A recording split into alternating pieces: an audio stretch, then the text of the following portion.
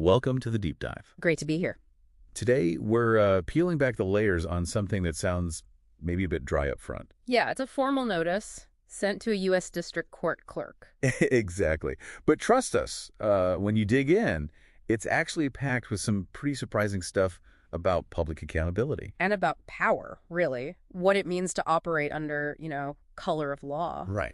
So our mission today is kind of unpack this one piece of paper, this legal notice. See what constitutional ideas are hiding in there. Mm-hmm. And highlight this really unexpected response that came back. Yeah, that response. We'll get to that. It definitely raises questions, big questions, Yeah. about transparency, about trust. You'll see how just one, administrative detail can ripple outwards. Yeah, potentially affecting everyone. Okay, so let's dive into the specifics. What are we looking at here? All right.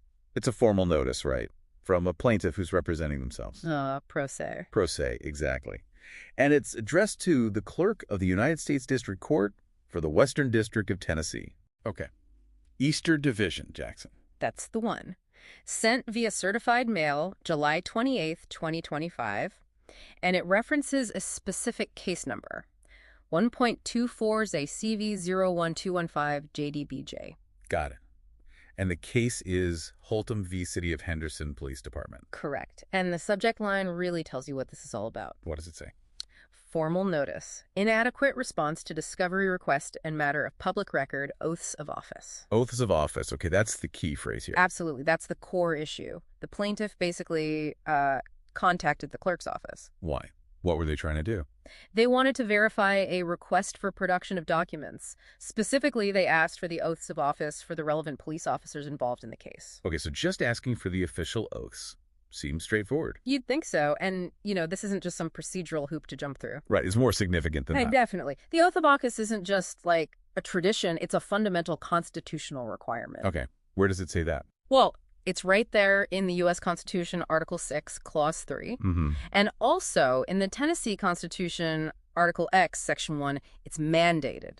So it's the actual promise officials make. Exactly. It's their solemn promise to uphold the Constitution. It's the very foundation, you could say, of their legal authority. That color of law thing again. Precisely. Especially for law enforcement wielding state power. Without that sworn oath, while their actions lack a really critical layer of legitimacy. Okay, so they asked for these constitutionally required oaths, and this is where, as you said, it gets interesting. Interesting, baffling, yeah. The plaintiff found out that the lawyer representing the police department... The defendant's counsel, right? Yes. Their response to this direct request for the oaths was, and this is basically a quote, "We're not sure what he's talking about." Wait, seriously? That was the entire response? That was it. We're not sure what he's talking about. No documents produced. No explanation? Yeah. No clarification? Nope. And importantly, no valid legal objection filed with the court saying why they wouldn't produce them. Wow. I mean, that's almost comically evasive. It is, isn't it? If the implications weren't so serious, it feels like, legal hide and seek. Instead of just participating in the discovery process in good faith. Exactly. A non-response like that, especially about something so fundamental, it's highly unusual. So, connecting this to the bigger picture, what's the impact? Well, the validity of these oaths, whether they were properly sworn, it directly impacts the legitimacy of everything these officers did. Especially the actions being challenged in the lawsuit itself. Absolutely. So the plaintiff is arguing, quite reasonably, I think, that this is a matter of critical public record. And public trust, presumably. Huge public trust issue. I mean, if a government body can't or won't readily show proof that its own agents are lawfully sworn in, Yeah. it raises some really fundamental questions about their legitimacy. About public confidence in the whole system, really, in the rule of law itself. It suggests a potential weakness, maybe? Like the foundation isn't quite solid or they don't want people looking too closely? Could be. It certainly implies something might be missing or being obscured. Okay, so given this non-response, what does the plaintiff actually want the court to do about it? Right. So the plaintiff is framing this response, or lack thereof, as legally insufficient, obstructive, and made in bad faith. Strong words. Sounds like it. And they're pointing to specific rules. Yeah, they argue it violates the federal rules of civil procedure, specifically Rule 34, which covers producing documents requested in discovery. So what's the request to the judge? They're asking the court to take judicial notice. Which means, Basically, for the court to officially recognize and acknowledge this failure to respond properly. right, They want the judge to order the defendant, the police department, to give a complete response. and actually hand over the oaths. Yes. Compel immediate production of the oaths, and maybe even consider sanctions. Sanctions, like penalties. Yeah, penalties for failing to participate in the discovery process, honestly, in good faith. And there's another layer here, too, isn't there? The plaintiff isn't just doing this for their own case. That's a really important point.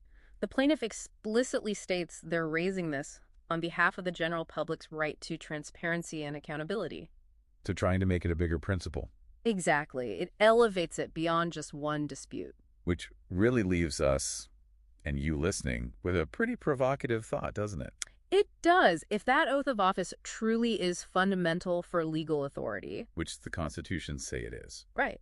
Then what does it mean, broadly speaking, when the proof of that authority isn't easy to get, when it's not provided clearly, or maybe seemingly not provided at all? Yeah. What are the implications when the paperwork underpinning the power isn't readily available? What does that do to public confidence? Wow. So yeah, from just one seemingly small legal notice. We've ended up talking about the Constitution, court rules, discovery. And really fundamental pillars like public trust and government accountability. It really does shine a spotlight on how those big ideas play out in, the day-to-day workings of the system. Certainly makes you think. So maybe something for you to mull over. How does this make you think about the foundations, visible or maybe invisible, of public service and authority right where you live?